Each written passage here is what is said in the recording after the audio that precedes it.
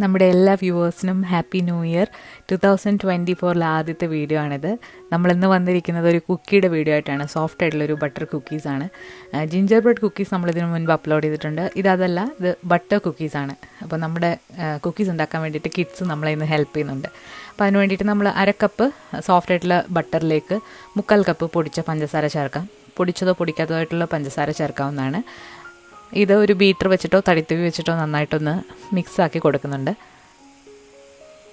Butter നമ്മൾ എടുത്തിരിക്കുന്നത് room ടെമ്പറേച്ചറിലുള്ള ബട്ടറാണ്. ഉപ്പുള്ള ബട്ടറാണെന്നുണ്ടെങ്കിൽ separate ആയിട്ട് പൊടിയിൽ ഉപ്പ് ചേർക്കേണ്ട ആവശ്യമില്ല. ഒരു റൂം ടെമ്പറേച്ചറിലുള്ള മുട്ട ഇതിലേക്ക് പൊട്ടിച്ചൊഴിക്കാം. നമ്മളിതിൽ ലിക്വിഡായിട്ട് ഈ മുട്ട മാത്രമാണ് ചേർക്കുന്നത്, പാലൊന്നും ചേർക്കുന്നില്ല. ഇനി മുട്ടയുടെ ആ ഒരു സ്മെല്ലൊക്കെ മാറാൻ വേണ്ടിയിട്ട് നമ്മൾ 1 ടീസ്പൂൺ വാനില എസൻസും കൂടി ഇതിലേക്ക് ചേർക്കുന്നുണ്ട്. വീണ്ടും ബീറ്റർ വെച്ചിട്ട് നന്നായിട്ടൊന്ന് ബീറ്റ് ചെയ്തെടുക്കാം.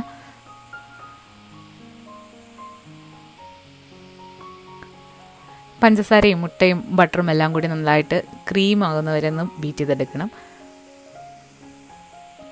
ഇനി നമുക്കിതിലേക്ക് വേണ്ടത് ഏകദേശം ഒരു 2 കപ്പോളം പൊടി എടുത്തിട്ടുണ്ട്. 250 ഗ്രാം പൊടിയാണ് ഈ എടുത്തിരിക്കുന്നത്. ഇത് 1.8 കപ്സാണ് അപ്രോക്സിമേറ്റ്ലി വരുന്നത്. ഇതിലേക്ക് ഒരു 1/2 ടീസ്പൂൺ ബേക്കിംഗ് പൗഡറും 1/4 ടീസ്പൂൺ ഉപ്പും കൂടി ചേർത്തിട്ട് നന്നായിട്ടൊന്ന് അരിച്ചിട്ട് ഈ ബട്ടർ മിക്സിലേക്ക് ചേർത്ത് കൊടുക്കാം. പൊടി അരിക്കുന്നതിൻ്റെ ഇടയിൽ മക്കളും ഇടയ്ക്ക് കയറി വന്നിട്ടുണ്ടായിരുന്നു. അപ്പോൾ ഇവർ രണ്ടുപേരും കുറേ നാളായിട്ട് കുക്കി ഉണ്ടാക്കണം എന്ന് വാശി പിടിക്കുന്നുണ്ടായിരുന്നു. അപ്പോൾ ഞാൻ ടൈമില്ല ഫസ്റ്റ് തിങ്, പിന്നെ ഇപ്പോൾ ക്രിസ്മസ് വെക്കേഷനൊക്കെ ആയതുകൊണ്ട് ടൈം കിട്ടിയപ്പം അവരെയും കൂടി ഇൻക്ലൂഡ് ചെയ്തിട്ടുള്ള ഒരു വീഡിയോ ആണിത്. അപ്പോൾ ഇനി പൊടിയും കൂടെ ചേർത്തിട്ട് നമ്മളൊരു തടിത്തവി വെച്ചിട്ടോ സ്പാറ്റില വെച്ചിട്ടോ അല്ലാന്നുണ്ടെങ്കിൽ ബീറ്റർ വെച്ചിട്ടോ നന്നായിട്ട് ഇതൊന്ന് മിക്സ് ചെയ്തെടുക്കാം. ഒന്ന് മിക്സ് ചെയ്തെടുത്തിട്ടുണ്ട്. ഇനി അവസാനം നമ്മളിത് കൈ വെച്ചിട്ടൊന്ന് കുഴച്ചെടുക്കാം. കൈ വെച്ചിട്ട് കുഴയ്ക്കുമ്പോൾ ഒരുപാട് ബലം ഇതിൽ കൊടുക്കരുത്. ബലം കൊടുത്താൽ കുക്കി അങ്ങ് ഹാർഡായി പോവും. കൈ വെച്ചിട്ടെല്ലാം ഒന്ന് മിക്സ് ആകുന്ന രീതിയിലൊന്ന് കുഴച്ചെടുക്കാം. നല്ല സോഫ്റ്റ് ആയിട്ടുള്ളൊരു ഡോ ആണിത്. ഇനി ഇത് നമുക്ക് പരത്തിയതിന് ശേഷം ഇഷ്ടമുള്ള ഷേപ്പിൽ കട്ട് ചെയ്തെടുക്കാം. അപ്പം തിക്നെസ്സൊക്കെ നിങ്ങൾക്ക് തീരുമാനിക്കാവുന്നതാണ്. ക്രിസ്മസ് ആയതുകൊണ്ട് ഞാൻ ഇവിടെ ക്രിസ്മസ് ഷേപ്സിലാണ് ഇതുണ്ടാക്കുന്നത്. അപ്പോൾ ആദ്യം രണ്ടായിട്ടൊന്ന് കട്ട് ചെയ്തു. അപ്പോൾ അത് ഞാനൊന്ന് പരത്തി കാണിച്ചു തരാം. അപ്പോൾ നമ്മളൊരു ബട്ടർ പേപ്പറിലേക്കാണ് ഈ ഉരുള വെച്ച് കൊടുക്കുന്നത്. അതിന് മുകളിലായിട്ട് മറ്റൊരു ബട്ടർ പേപ്പറും കൂടെ വെച്ചിട്ട് നമ്മൾ റോളർ, ചപ്പാത്തിയൊക്കെ പരത്തുന്ന ഒരു റോളർ വെച്ചിട്ട് അത്യാവശ്യം തിക്നെസ്സിലൊന്ന് പരത്തിയെടുക്കുക. ഒരുപാട് തിന്നുമല്ല ഒരുപാട് തിക്കുമല്ലാത്തൊരു പരുവത്തിൽ നമ്മളിത് പരത്തിയെടുക്കുന്നുണ്ട്. ഇങ്ങനെ ചെയ്യുമ്പോൾ വളരെ ഈസിയാണ്, ഒട്ടിയൊന്നും പിടിക്കില്ല. നമുക്ക് ഇഷ്ടമുള്ള ഷേപ്പിലാക്കിയിട്ട് എടുക്കാം. ഇനി നമ്മളിതുപോലെ ക്രിസ്മസ് ട്രീയുടെയും അതുപോലെ തന്നെ ജിഞ്ചർ ബ്രെഡ് മാൻ്റെയും സ്നോമാൻ്റെയും ഒക്കെ ഷേപ്പിലുള്ള കട്ടർ വെച്ചിട്ടാണ് ചെയ്യുന്നത്. ഇതില്ലാന്നുണ്ടെങ്കിൽ നിങ്ങൾക്ക് ഒരു കുപ്പിയുടെ അടപ്പ് വെച്ചിട്ട് ഷേപ്പിൽ റൗണ്ടിൽ കട്ട് ചെയ്തെടുത്താലും മതി.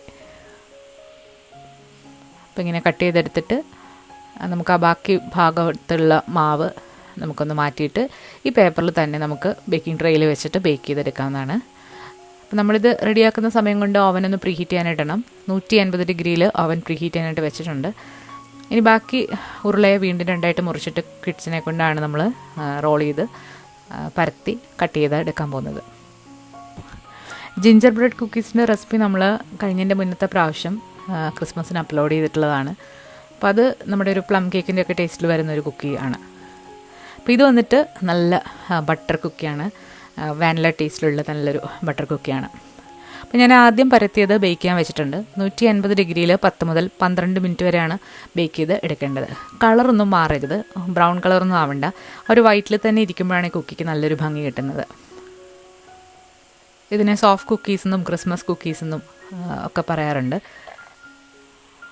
അപ്പോൾ ബാക്കി വരുന്ന മാവ് നമുക്ക് ലിഫ്റ്റ് ചെയ്ത് എടുത്തതിന് ശേഷം വീണ്ടും പരത്തിയിട്ട് പല പല ഷേപ്പുകളിൽ ആക്കി എടുക്കാവുന്നതാണ്.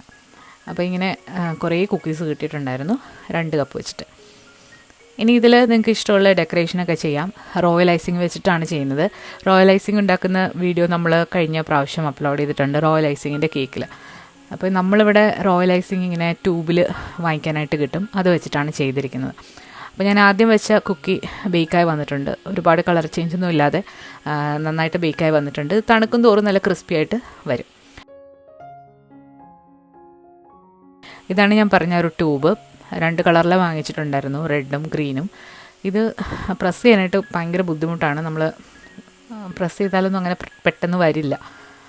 പിന്നെ നമ്മൾ കുറച്ച് ബുദ്ധിമുട്ടിയിട്ടാണിത് പൈപ്പ് ചെയ്തെടുക്കുന്നത്. അപ്പോൾ ഇത് ഈസി ആയിട്ട് നമുക്ക് വീട്ടിലുണ്ടാക്കിയെടുക്കാം. റോയൽ ഐസിങ് ഇങ്ങനെ ചെയ്യണമെന്ന് നിർബന്ധമൊന്നുമില്ല, അല്ലാതെ തന്നെ ഈ കുക്കീസ് നല്ല ടേസ്റ്റിയാണ് കഴിക്കാനായിട്ട്.